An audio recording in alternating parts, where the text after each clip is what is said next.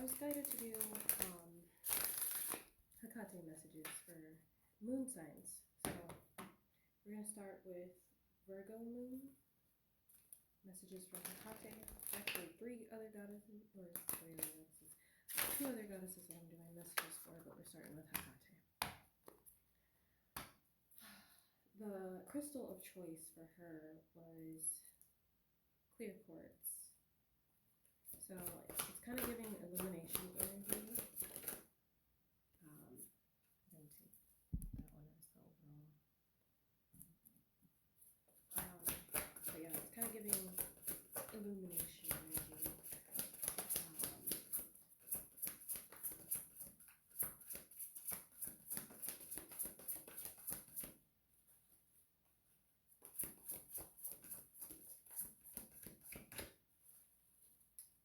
I'm actually going to pause because I got to take out 13 cards.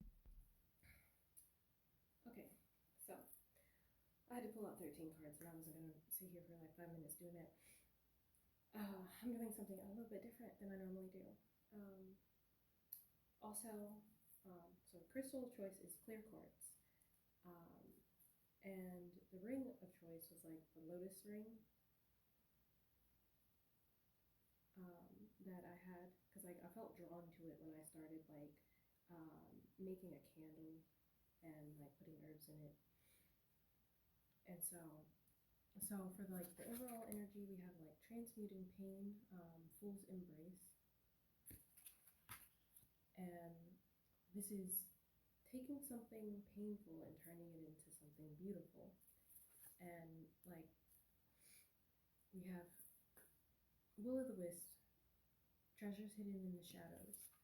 So you can find treasures in the shadows of pain. And what I'm getting from this too, because like the next one is like unmarked trail, unmarked trail revelation. You're discovering this for the Virgo moons. I hope I said that, Virgo moon.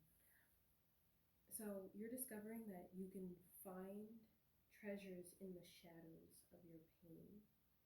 Like you can transmute this pain into like art or stories, or just maybe even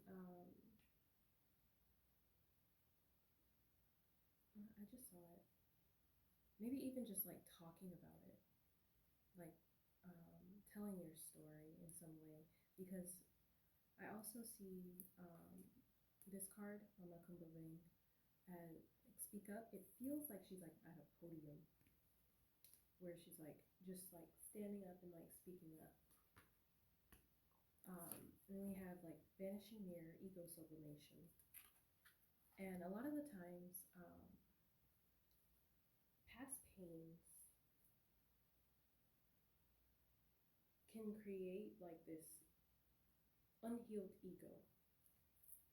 And it takes over a lot of the times and starts like doing the pattern recognition in a like toxic way, just assuming that everybody's always like every situation is the same and it's always, it's always that way.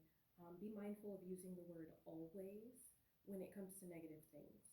Try, like, even if you get a negative outcome or an undesired outcome, I actually prefer that one, an undesired outcome, try to frame it in a way that like you're getting this undesired outcome because you always get something better than what you asked for.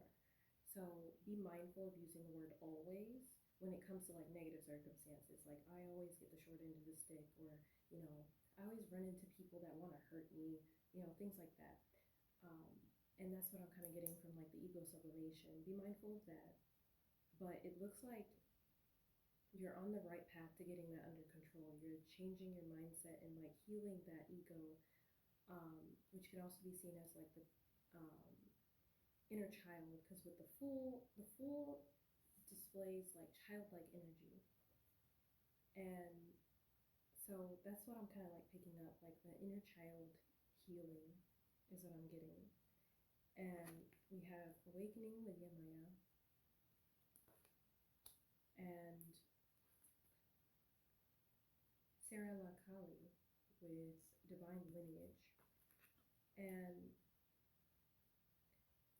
with the ego sublimation too, like a lot of the times people will use ego in like interchangeably with pride. And so like I'm kind of getting this energy of like that's not pride, that's you that's not pride, that's power is what I heard. And you don't need to diminish yourself because like she has a crown here and she is moving these waves like she's like literally controlling the seas. Now that's a lot of energy to put forth. That's a lot of power to like move the sea. And so a lot of the thing like people will tell you to be humble in a way that like makes you feel like you have to diminish your power, but you don't. You don't need to shrink yourself because I see that too in the like way that the fool is kind of like embracing themselves. You're being asked not to shrink yourself anymore and to stand tall in your power. And that's also what I'm getting with like the nine of discs. So like she's standing tall in her true authentic self, and that's what you're being asked to do. And then we have like the Five of Cups in reverse. So releasing this feeling of like grief or like these emotions that are no longer serving you, or maybe even like an illusion of like something hurting when in reality you're just like what you're dealing with is like projections from other people. It's more of a projection than it is like maybe even a pain that you're feeling at this time for some of you. And she's saying to like I use the romance angels as something other than romance because it has some good messages in there too. But like free yourself. Like free yourself from keeping yourself small. Because your path is one that requires you to take up space. And that's what I'm feeling. Like I'm feeling a whole lot of space.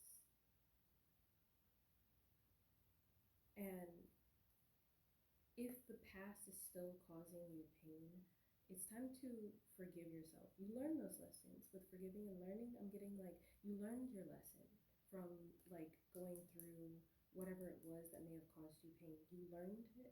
So now what you're being asked to do is to just release it.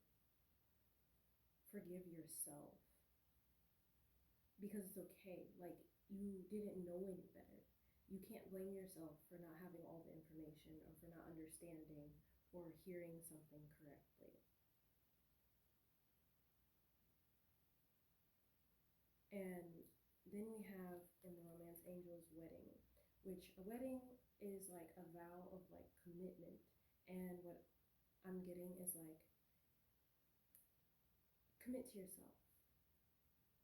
Make a vow of commitment to yourself.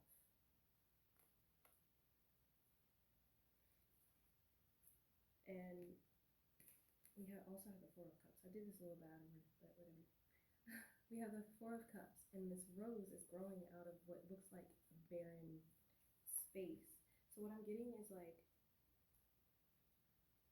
I heard got it out the mud, no handout. Um,